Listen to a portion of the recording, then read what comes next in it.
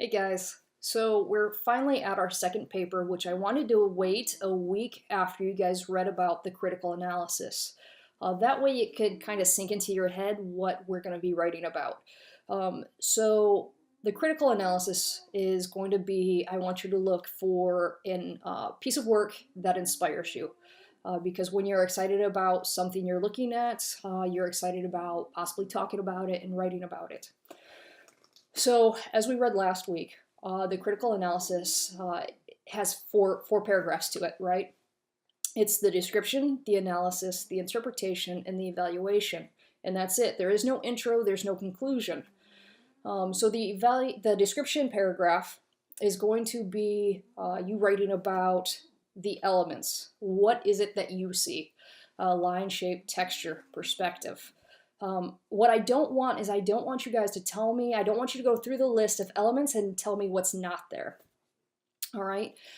As well, in that first paragraph, do a little bit of research. I want you to be able to tell me the title of the piece of art, and I want you to give me the name of the artist, and give me a little bit of historical context.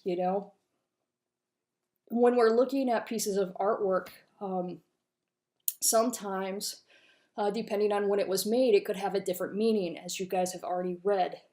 If you're looking at a piece of work today that uses a flower, right? So as we know, many flowers have different meanings. Like the tiger lily means, I dare you to love me. Red rose, different color roses mean different things. Throughout the ages, our symbolism that we've used in art has also changed. So it's important for us to know that historical context. What era was it made in? So yeah, add a little bit of that to that paragraph, and it's a good way to just introduce, the piece.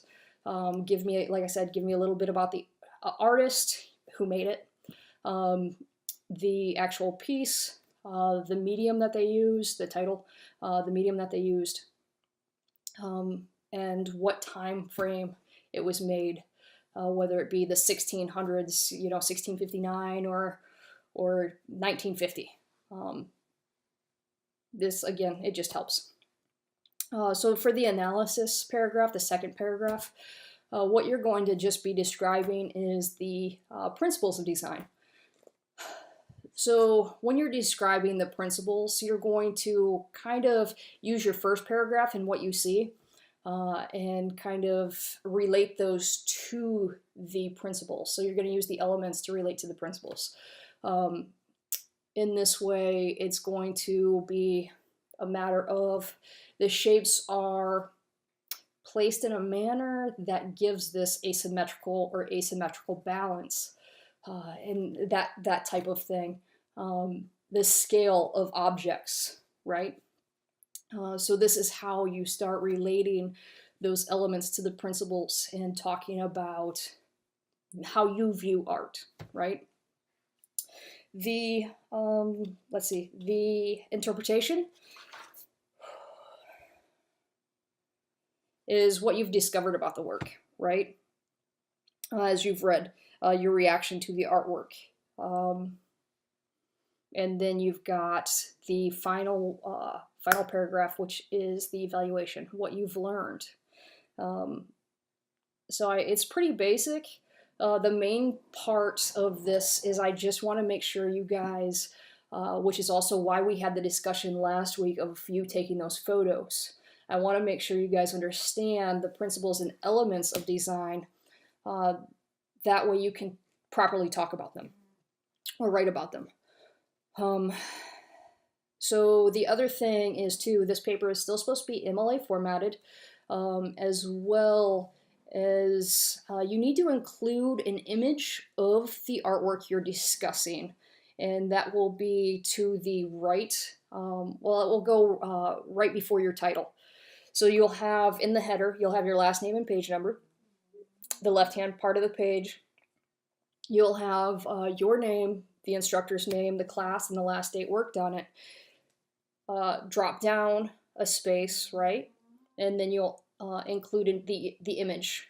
And then you drop down another space and include your title. And also, wherever you're getting your image from, you need to cite that source. Okay, so that's always important. Cite your sources. As we learned the first week when we took the plagiarism MLA quiz. All right. Again, it's going to be 600 words minimum. And as some of you know, if you are short on those words, you will get docked the percentage of the amount you're missing. So if you're missing 6 words, then you're docked 1%. All right. So if you guys have any other questions, feel free to email me.